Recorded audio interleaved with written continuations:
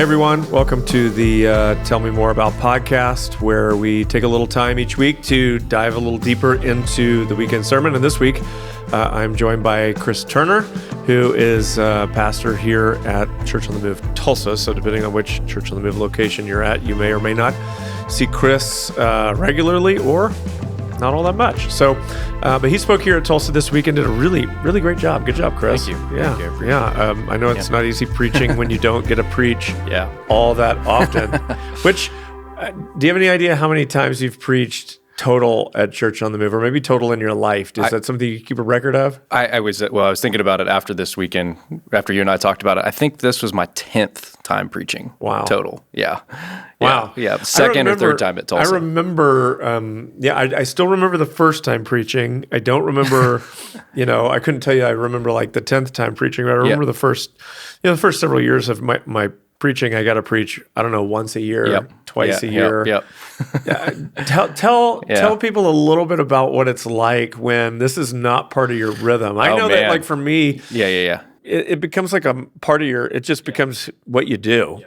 But when you don't do it very often, and you got to kind of shift out of your day job into prepare a sermon, what does that feel like? Yeah, I think it's easy to take for granted how many hours go into preparing to be in front of people in general. Like, I think you're thinking about, just the preparation process. Everything kind of goes on hold, I would say, still at this point in my life. There's a couple key things that I continue to maintain, but for the most part, for me this last week, even when we were sitting around the dinner table, it's in the back of your mind the whole time. Always just thinking about, okay, maybe I say that there, in the shower, running, working out, whatever you're doing that week. It is all consuming. It's just, you're just thinking about, I got to do this 4 times this week, and you're agonizing over every word you might say. Because you want to do well by the people, and there's kind of, and I think here too, you want to do right. It's different maybe for me personally, even just speaking here at Tulsa, just because of the legacy of this place. Sure. And you just take it seriously being on stage. That's a good thing. Yeah. I have watched so many folks that, have had opportunity to preach here over the years, like from the staff. I have watched this kind of journey. Yeah. And I'm curious if you went through it much this week at all, if you're kind of past this point. But this journey of sort of excitement, ooh, I get to preach, I can't wait, and then into it kind of, I don't know how quickly, but it eventually descends into despair. I have nothing to say. Did you feel any of that? Oh, yeah. Pastor Blake and I call it like the perceiver vortex of just like, you go on this path of, man, I've really got something to say to about Thursday night, was it? No, it was Friday night. I told my wife, I was like, this sermon's going to be terrible. And it just, you go through this whole thing of, man, on Tuesday, it's like, I think I got a word. I think God spoke to me. By Friday, you're questioning your salvation. And then Saturday, sometimes it just came all together. So you're just like, all right, I can do this. It is a feeling. It's an amazing kind of peaks and valleys of, this is going to be great. No, it's going to be terrible. So I can tell you, it does get better. You don't feel that. I don't feel that anymore. I don't have any of that sort of existential angst in the back of my mind. Oh God, I've got to stand on stage. But I remember all of those feelings so well. I remember some of the worst onstage feelings I've ever had, and I don't have it often. It occasionally will hit me. It's every now and again. It's like it's just an out-of-body experience. So I will exit myself and be listening to myself talk. Yeah. And sort of criticizing all of my words as they're coming out. And I can feel it when it happens, and kind of have to wrestle my mind. It's really kind of like my mind goes somewhere else, and it's not that I'm not paying attention. It's that maybe I don't know. It's a strange feeling where you're not really present with people.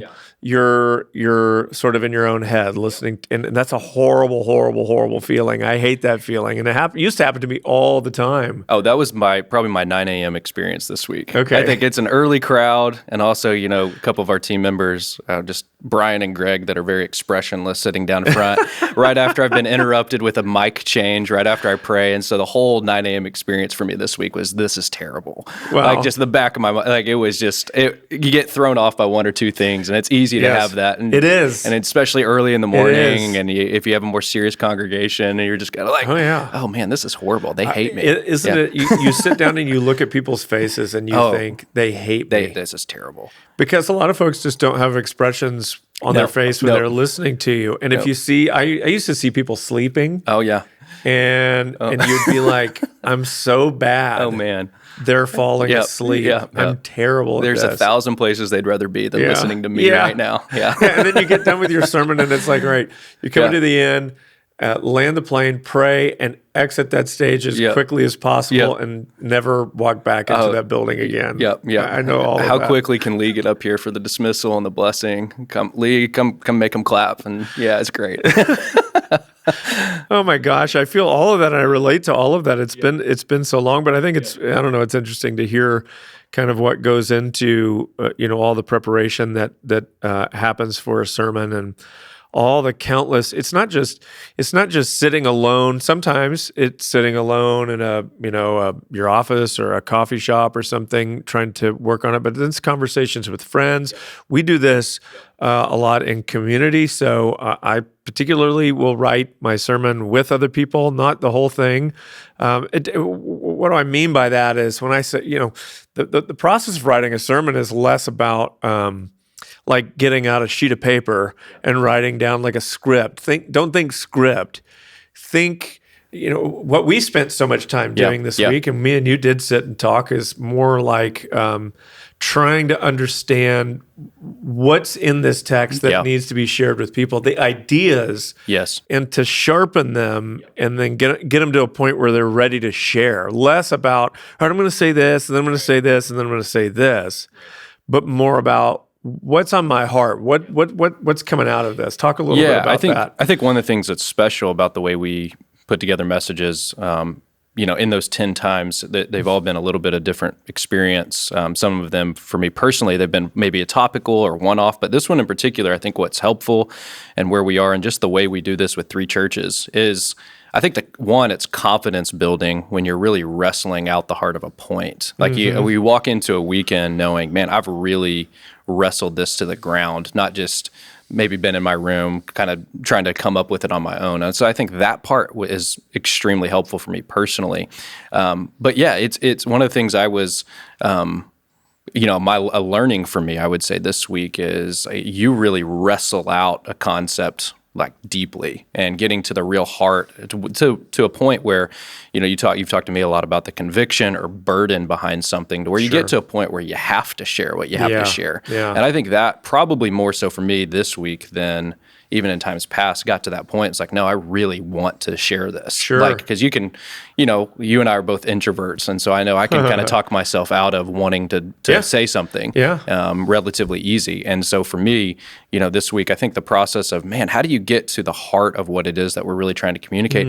And what's amazing is like, there's 6 pages of notes I deleted from the sermon this week because that was part of the process of how do I edit this down to specifically what needs to be said. So I saw you up there with several pages of notes. How do you manage through all of that? What are they used for? Yeah. How do you work through those? Yeah, for me this time around, I wouldn't say it was manuscripted, but very just one-line points that I knew would trigger a thought for me. Talk for folks. What do you mean by manuscripted? Yes. So one approach to writing a sermon. I know Pastor Lee's told me he does this. He writes out word for word what he's going to say before he preaches, and he has those kind of like goes through those on a weekend. And for me, it was more line after line of bullet points of things that would just kind of, I knew trigger. For me, what I was thinking about was more so, if I lose my place, what will kind of get me back on track is how I put mine together. If I forget where I am, and so I didn't have to use them a ton except for the scripture reading, but it was just there for me to know, okay, if I get to a point where I don't know, what will kind of get me back on track. So I will have a sheet of notes up there. Depending on the weekend, they'll generally print out the verses that I'm going to preach, and the three. It's whatever I give them, and it's very little. So it's it'll be verses and maybe 3 main points, and that's it. So there's really not much on there for me, and because I can't. If I had 6 pages, I'd just be lost. I'd just be going, where did I put that? It's just not how my mind works. So how do you? Yeah, I'm always curious how people are curious how I do that without notes, but I'm curious how you do it with those, because I can't find where I'm at, and I don't like the disconnection.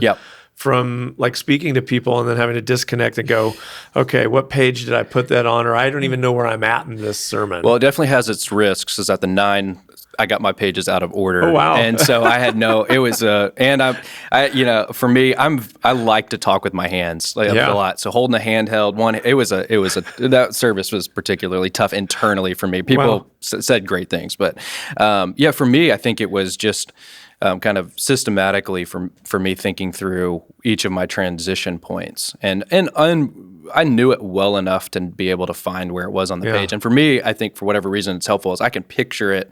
Okay. When I'm talking, where it is on the page. Yeah. Oh, wow. And so I'm just like, there it is. It's on page 3. Just find that. And it's, I can usually, in my mind, see where it is in my Bible if I need to turn there. And this might be interesting. That one of the questions, or I don't know, comments I get from folks, the most impressive thing about what I do is not usually what I've said, but that I did it. I was able to do it without notes. People are like, how do you get up there and talk?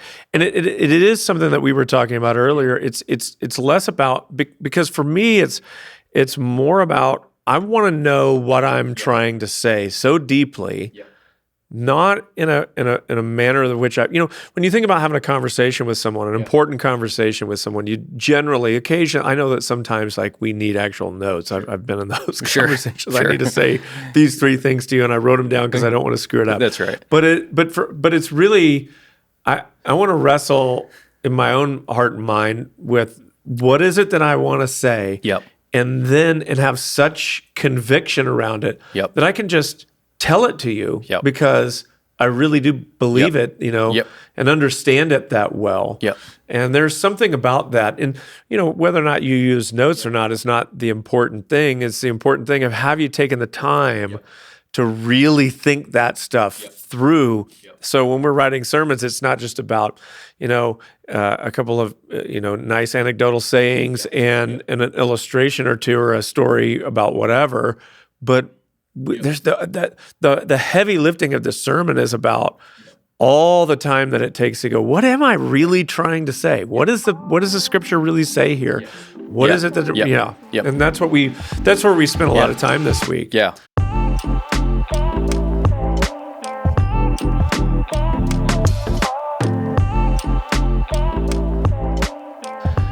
So I'm curious. Okay, there's a couple ideas that came out of what you talked about, and we'll dive into kind of those. One of them was this idea, and this has been so kind of key in my own life too, and I'm curious how you relate to it. But the idea that God doesn't just take you to a dead end and leave you. What do you mean by that? Talk about that for a minute. Yeah, I think one of the things that was really maybe important to me with this particular weekend and just what we see in the text is, I think sometimes God is leading us, and he leads us to a place, and as he's leading us, it brings us to a situation where we feel like there is no way forward. And I think part of the hope and the trust of Genesis, I just think about the story of Genesis as a whole. It's like it kind of leaves you in this weird place at the end of the story. The whole promise to Abraham and his descendants is that you're going to have a land, And the book ends with them not there. Right. And then you end with the land, with descendants, with people. And I mean, I think the book of Genesis ends that way, kind of on a massive cliffhanger. We got 400 years in between the next chapter. You know what I thought one of your best lines was from your sermon? Was that you related it to what we have, our nation is only 250 years old. Yeah. And when you really think about that and the fact that they were down there for 400 years, it kind of frames for you like how much could happen in 400 years. And also I was thinking about just how much, you think about American culture, just how deeply formed we are by our nation and what it is, what it means. 400 years of slavery. Horrible. Yeah. What would that do to a people? What would that do to your mindset? How hard would it be to change? It's got to be, And so when I'm thinking, man, I mean, you're talking about, certain things that we just Americans think of as rights, the way that things ought to be, and you move to another country and they're certainly not that way, and we might hate that. And you think, man, trying to change anything about a people after having been kind of set in your ways for 400 years, really remarkable. Yeah, you think about, the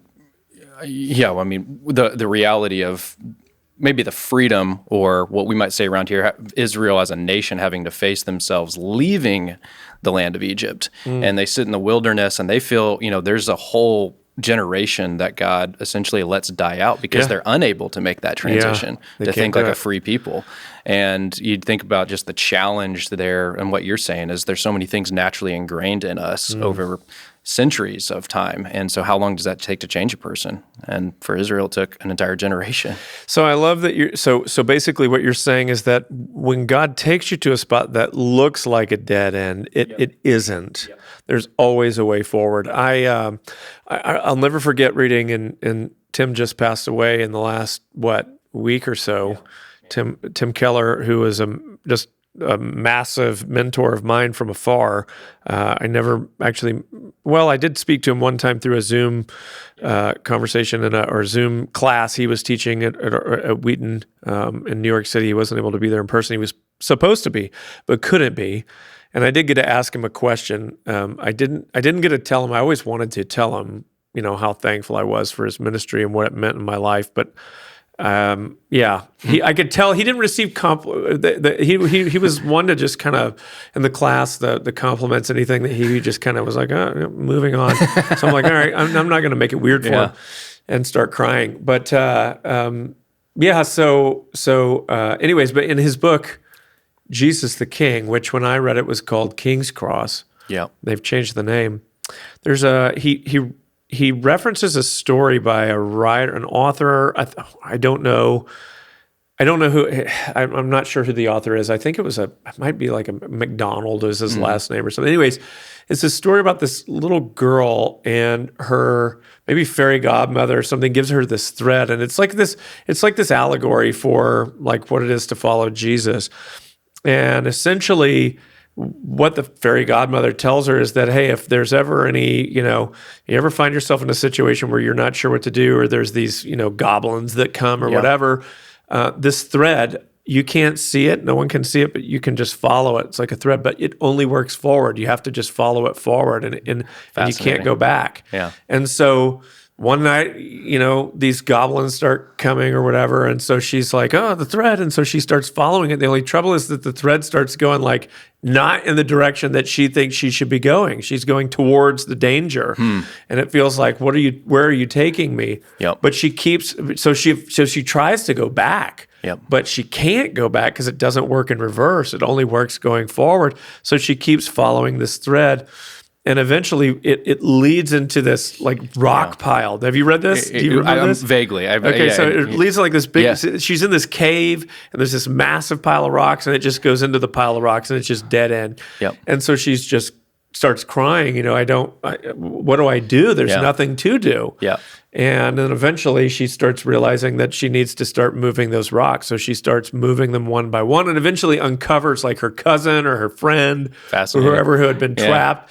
But it was just fascinating. I've never forgotten that story. Kind of the idea that what often looks like a dead end. That's right. You can't go back. That's right. And that's how it is with God. You can't. like you're walking through something. You can't go back. There's really only forward. Yep. And yet what feels like the end is not the end. Yep. Yeah. Talk a little bit about that. I don't know what does that stir in your mind? I think that's where Hebrews 11 was so kind of powerful to me this week, just thinking about this whole family. Had they been thinking about that land which they came from, they would have had an opportunity to return. And I think the people of God are always met with, whenever you find yourself in a difficult situation, do I really trust God to deliver me here? Or is there an opportunity to go back? And that's exactly what the people of Israel do when they're faced at the Red Sea. Man, you brought us out here to die. We should have stayed in Egypt. Right. And there's always the feeling that to return to that which is comfortable, as opposed to trusting that God's going to provide a way in this very real circumstance right here and now. Yeah. And the family that I think we, while flawed, Abraham, Isaac, Jacob, and Joseph, they had a sense about them as I look at the story as a whole of just like, we're going to keep moving forward. Yeah. And trusting that God's going to provide a way even when it doesn't seem like he can. There's a great Judd Wilhite quote. I've said it many times, something about sometimes a familiar captivity is more comfortable than an unfamiliar freedom. Yep. And I think that's what keeps a lot of people in bondage or in addiction or in some cycle of behavior that they would like to be free from.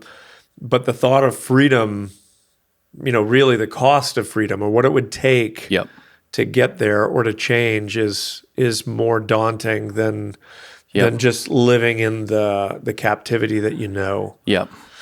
Yeah, and so that is, I think that's what sometimes happens is it's a great picture of us. Well, let's just go back. Let's just keep things the way that they are. And so it keeps us from changing. Pastor Lee always tells the story of, he uses the Office example, and Michael Scott comes in. He's like, do you guys want to get better, stay the same, or get worse? And everyone, he just kind of uniformly says, stay the same. You want your life to get better, stay the same, and he's just like, stay the same. And so I think a lot of people, though, like in reality, that's how we are. We really don't want things to change. We don't, even on our discipline or spirituality. I was just reading a book by Ruth Haley Barton called Sacred Rhythm, and she talks a lot about like how your desires form your disciplines. And so what I want to be, if I didn't start running until I reasoned that I actually want to be a runner. You have to change the way you desire things. And so if you want help, you want freedom, you have to really focus on, what is it that my heart desires? And once you change that, your disciplines are able to follow, and you're able to form more habits. And, you start to see real life change in the fruit of that. Where have you seen this God not leading you to a dead end kind of thing in your own life? Has that been something that you've personally had to walk through? Definitely. I think anyone that's followed God for any length of time finds himself in a place where it seems like things don't really make sense. I mean, I remember those are the first words out of my mouth whenever my mom passed away. I remember, I was 19 years old. For those of you that might be watching that don't know that story, my mom had a 7-year battle with cancer. She died at the age of 40. And just far too young. With each age, every year, I celebrate a birthday, I realize how young that was. When you're 19, 40 feels old. But when you're 30 now, it's like, oh man, that's right around the corner. And I realized what a tragedy that really is. And I remember staring out the window and my dad just talking, and it was just the four of us, my brother, my sister, and I in the room. And I just remember saying this, I don't understand. How did this happen? Why did this happen? Met with all sorts of just faith challenges in the moment. I'm a very analytical person, and I've also always been kind of a math person by nature, and none of this added up. How did we get here? This isn't the way things are supposed to be. And for me, it was then that kind of started a 3-4 year real significant wrestling of my faith journey, and getting to a place where it can feel like there's no rhyme or reason behind things. It can feel purposeless or lack of purpose, maybe a better way of saying it, or feel like, we want all of these answers in life. My Bible reading plan was finishing up the book of Job. And I feel the entire book is people trying to discover the reason behind things that God doesn't just give us for whatever reason. And I think sometimes that's the real challenge. So we find ourselves in this place where that's why I think those 2 points were so connected to me, is like, it's not that he doesn't lead you to dead ends, but also like you're part of something much more significant. Right. And wanting this place to be complete, wanting this place to be heaven, wanting this place to be something it isn't. When you're saying this place, you mean this life. Yeah, this life. Wanting this to be the kingdom we all long for deep down. That's interesting because there is, right, like when you see loss, death, suffering, there is a certain response that is, what a tragedy. Yep. What a tragedy. Which sort of relates to this idea that this isn't how things should be. Right. And yet, if you're logical about it and you can kind of step back, this is exactly how things are. That's right. I mean, stop and think about it. Like death hits everybody. Yeah. Nobody doesn't die. Right. Death comes to everyone. If you're really like, let's just take the emotions out of it and let's not, it's just interesting how we respond. This isn't how things should be. It reminds me of, my golf game, when one of the things I like to say, you've heard me say this many times, is like, I go out and struggle, and I'm not good. And then I hit a perfectly pure shot. And I'm like, that's my natural swing. There it is. That's what I knew. That's what I do. Yeah. Between that and wanting to be good at something and not having to practice, you've got kind of two trademark quotes there. Just want to be better than you without practicing. That's what I want. It's too much to ask. That's right.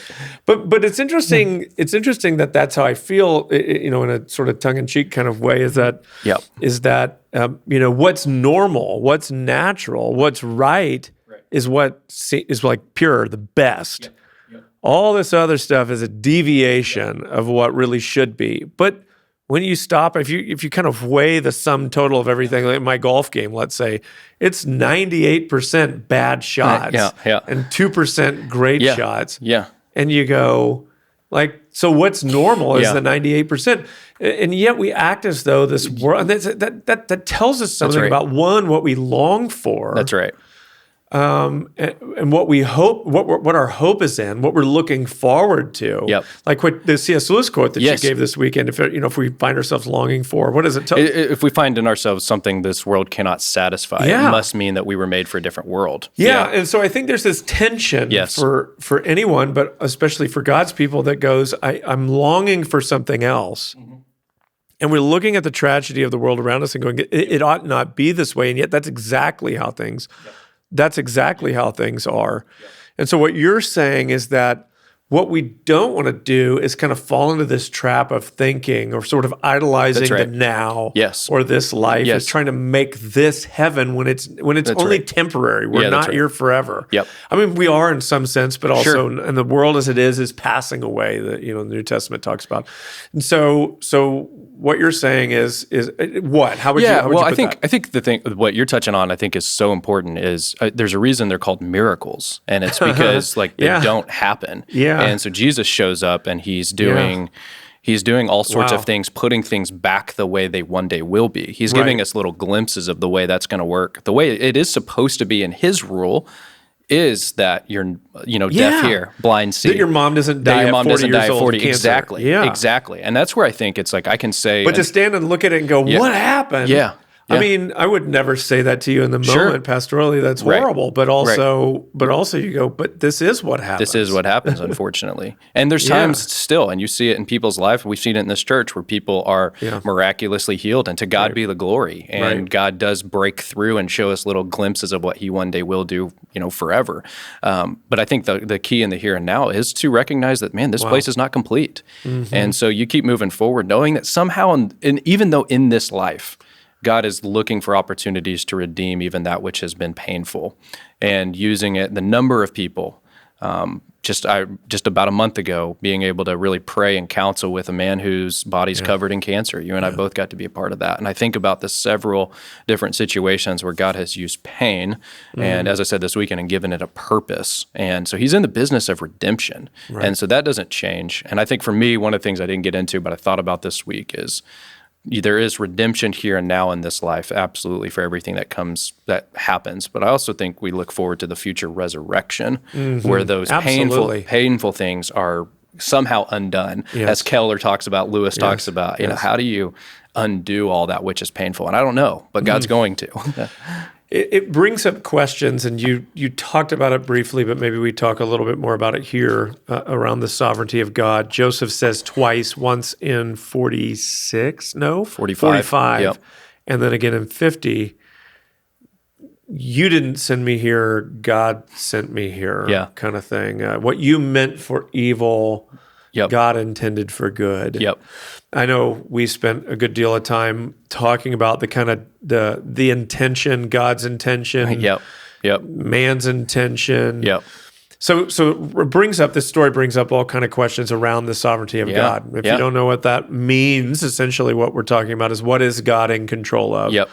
So if you want to say God is in control of everything, like some people do, then you have to reconcile them. What about the brokenness in the world, and who's behind that? And there would be some folks who would say God is in control of everything, and even evil, and so everything that's evil that's happening is happening under the direct control of God. You would find some folks who would say every molecule in the universe is being obedient to exactly what God wants it to do. That would be kind of a view called strict determinism, right? Which basically asserts that God is in control of every single thing. And I think there's some reasonable scriptural case definitely you could make for that. Sure. On the other end of the spectrum are folks that would believe that God is actually watching history unfold in a similar way like we are. I mean, the most extreme version of this believes that God doesn't know the future and can't control it. That feels a little blasphemous. But there would be others who would say, no, God could know the future, but he chooses to limit his knowledge for the sake of human free will. And so, again, not wanting to get into all the differing views here, but it does ask, and Joseph's comments do beg the questions, like, what does he mean? And what is God in control of?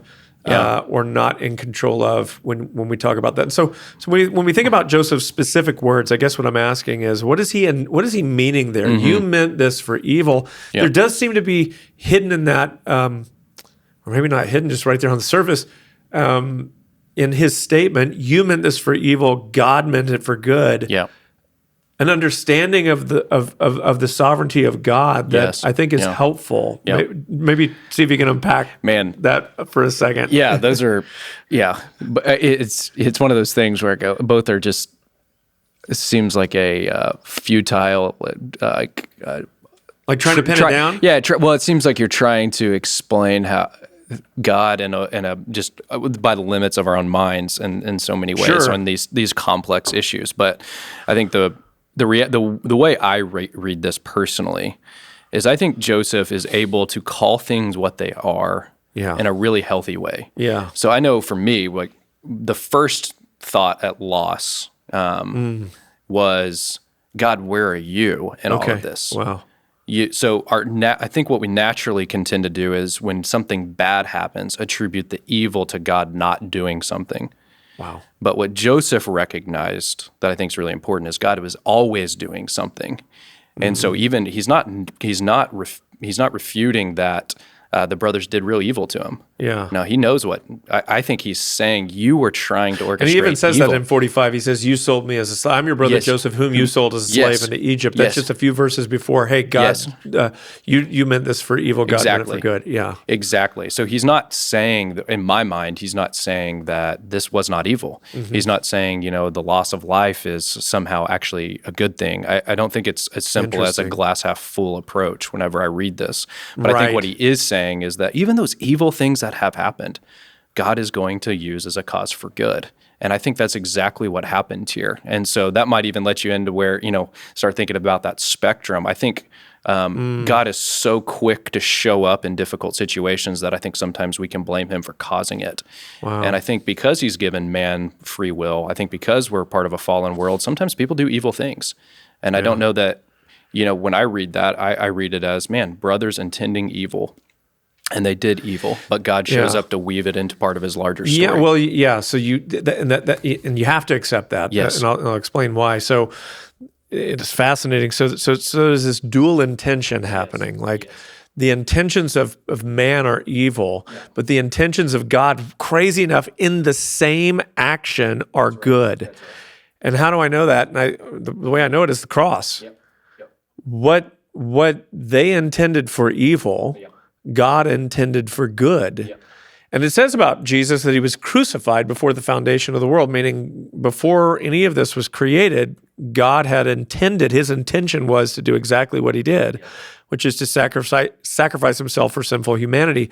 And so, fascinatingly, God can use, and this is the interesting thing, so God can use evil things that should not have happened, and not that the intention of the evil still belongs to the people or the cause, the force, whatever you want to say. Yeah, exactly.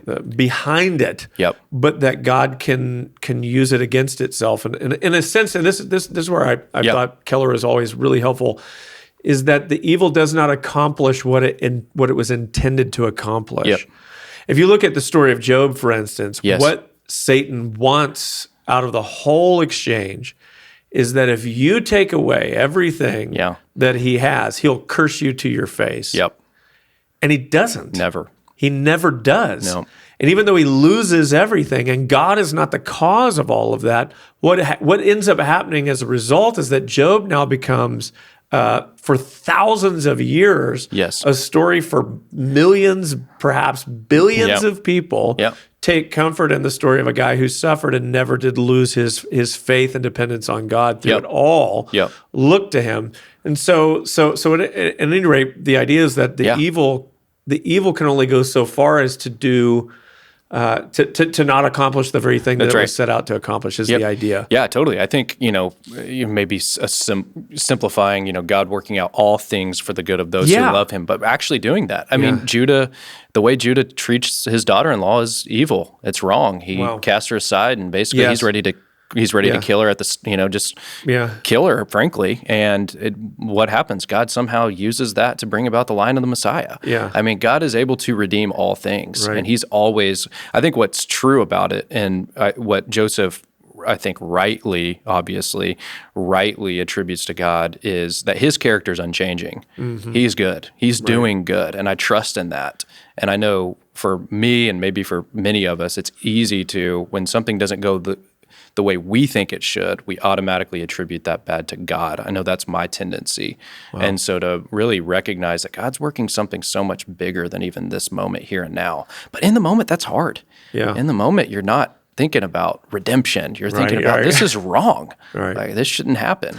Talk a little bit more about that personally, Chris. If you're comfortable with it, just even thinking about, your mom's death and the reaction that you had.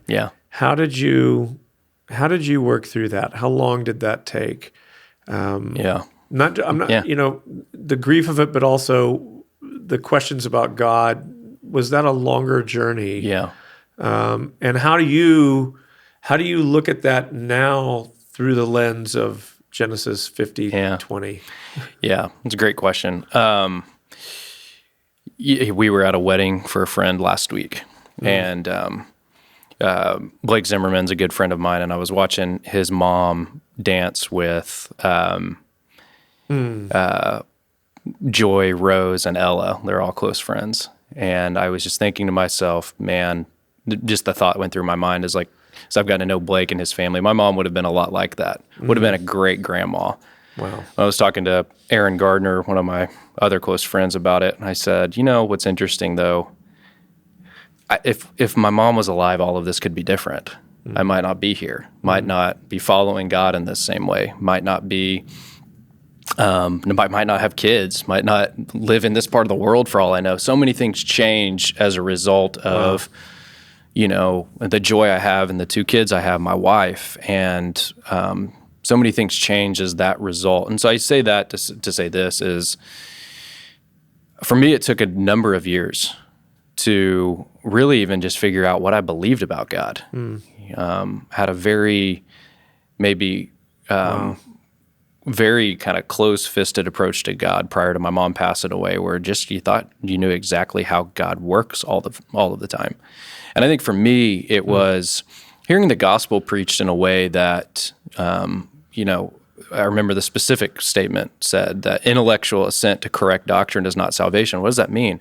That it's not just a mental arrival at the belief in God that makes you saved. It's really a loyalty. It's a heart longing. It's an allegiance to God to follow him no matter what my environment, no matter what my situation looks like, no matter what happens in life. And so for me, it was learning to change that. I told a little bit of a story this week about the missions trip I had in Africa that really started just to what you're saying. How long after your mom's death did you take that trip? About a little more than 3 years.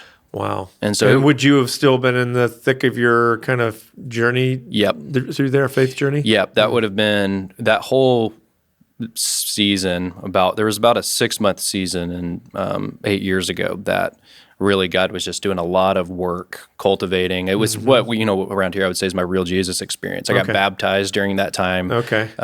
Made some just significant decisions to follow Jesus in a new way. And all of these events were sequential. Hearing the gospel presented in that way, going, man, am I really a Christian? Honestly asking myself that question. And then going on this missions trip where I think it was exposed to exactly what we were talking about earlier.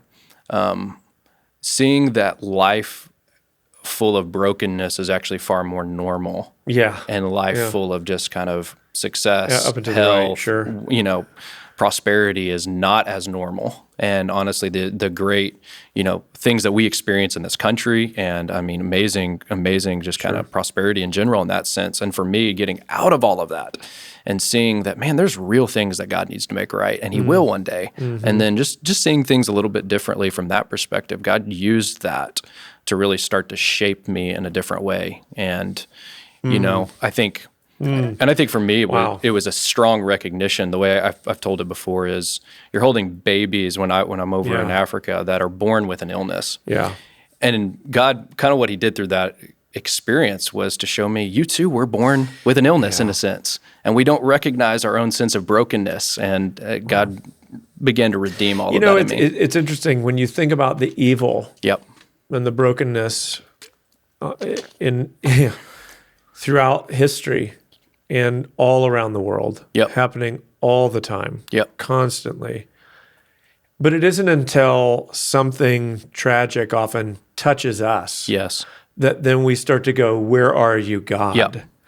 But if you really want to get real about it, I mean, if you were a believer and you were, right, before your mom passed, and then if your mom's death is going to bring you to a place where you say, hey, what gives? But really like backing up and looking at it. I mean, we could have, and maybe in some sense should have been, if that's the approach that we're going to take, been asking that question all along. Like, where are you in all of this? Why are you not? Because, and it isn't often until it gets really personal that we start to feel like it's unjust. That's right. But you got over in Africa and started realizing, wait a minute, there's like so much. And obviously, you kind of mentally knew that beforehand. But to see it, the suffering happening on such a broader scale, maybe changed the perspective of what you've been through. That's right.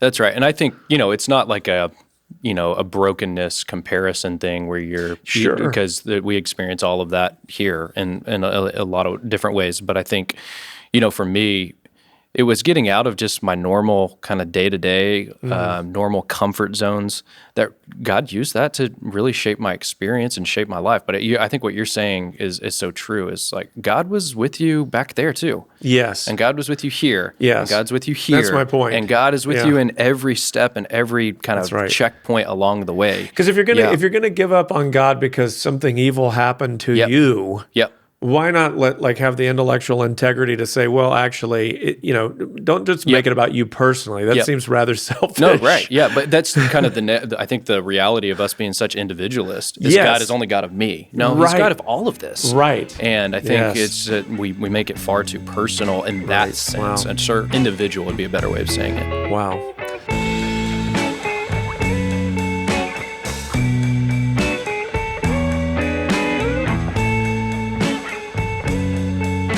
One last question, Chris. When we look at the story of Joseph, and this is something I've thought about this morning before coming in here to record this with you. where do you see yourself in the story of Joseph, or what part of his story speaks to you as a young leader, as someone that's, God is using around here to really help and make a big difference, and you are. I don't know, what as you've studied this story and as we've looked through it in the last few weeks, what of it has spoken to you the most? What parts of it or do you find yourself in? It sounds so simple, but it is being extremely faithful with wherever you are in life in this moment, in this season. And I think over and over again, the story of Joseph reveals that, God is doing something in you at every moment of your life. I read this recently. I read Simon Sinek, who's not a believer but has written a lot of leadership books, was talking about millennials and Gen Z, and he wrote about how, sometimes maybe the stereotypes around my generation, if you will, is that there's maybe lazy or apathetic or things like that. But what he said that I thought was really interesting, he said, I found it's not those things, it's an impatience. It's not that an unwillingness to work hard. To get it there now. It's just wanting to have, they're willing to work very hard. In fact, some studies show less likely to take time off because of fear of being seen as lazy. Wow. And so it's not a work ethic problem, it's an impatience problem. And I think one of the things I see in the story of Joseph that's a good reminder for me or for anyone in our generation is be extremely patient with God. Be extremely patient that he's working on you. Well, and he's working a much longer story is what exactly you're talking about. Is that maybe your life is just about moving the ball from the 10-yard line to the 12-yard line. It's exactly right. Like you're just part of a much bigger story. What if he's not going to accomplish it all right now? Yeah, because but he will. The story of Abraham, the story of all four of the generations we get of this family is that the promises were they did not see them come to pass. Hebrews 11 talks about. They did not see those things promised. So sometimes the things we're given might be for our kids. It's fascinating is when you break down even the totality of the Old Testament, which is fun to think about, is you have Abraham and this promise and all this, and then they get into the land, and then you have the book of Judges, which is a disaster. And then you have Saul, not great, and then you have David, and you have a kind of this magical reign of David and this good reign of Solomon. It's about 80 years. And then it's over. All of this. It's for over. 80 great years. They're in, like all these terrible kings, and then they're in exile, and then they're under Roman rule, and then it's Christ, and you're just like it's like it never really happened, completely in the way that they'd hoped. And but what you see is that the story continues. It just God continues to move in ways that. I think defy our expectations, which is a lot of what you were saying this weekend. Yep, I think exactly what you're saying. What part do I have in just continuing to move this forward? And not limiting it just to my 80, 90 years I might get here, because God's playing such a much larger game. And so how can I make the most of wherever I'm at, be as faithful as I can be, and find your niche and do it well for a really long time. That's good, Chris. Well, we have come to the end of the Joseph series and the Tell Me More About podcast, and also what we're teaching on here at the church. We're actually moving into a series on Proverbs. I got a couple of weeks off from teaching. I will be back both teaching and recording this podcast. So here in a couple of weeks, you'll see it pop back up again. But there'll be a couple of weeks where we don't record or post one of these, and so you can look for that coming up in a couple of weeks. Until then, hope you're well, and we'll see you soon.